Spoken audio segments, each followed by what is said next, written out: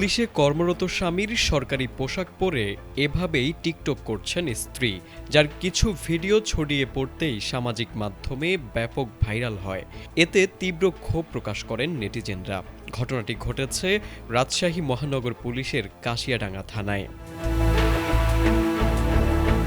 এদিকে এ ঘটনাকে কেন্দ্র করে রাজশাহীতে মোহাম্মদ সাইফুজ্জামান নামে এক কনস্টেবলকে প্রত্যাহার করা হয়েছে। সাইফুজ্জামান রাজশাহী মেট্রোপলিটন পুলিশের কাশিয়াডাঙ্গা থানায় কর্মরত ছিলেন।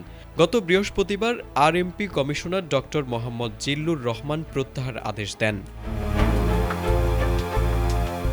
জানা গেছে, প্রত্যাহার হওয়া কনস্টেবল সাইফুজ্জামানের প্রথম স্ত্রীর সাথে বিচ্ছেদের পর তিনি সীমা খাতুন নামে এক নারীকে বিয়ে করেন।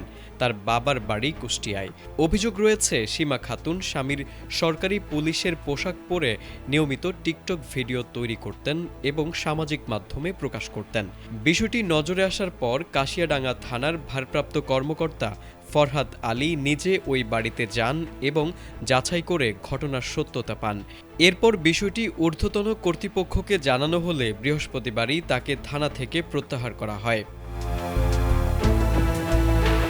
রাষ্ট্রের গুরুত্বপূর্ণ বাহিনীর পোশাক এভাবে ব্যক্তিগত বিনোদনের কাজে ব্যবহার করা কতটা যৌক্তিক তা নিয়ে প্রশ্ন তুলেছেন অনেক নেটিজেনরা।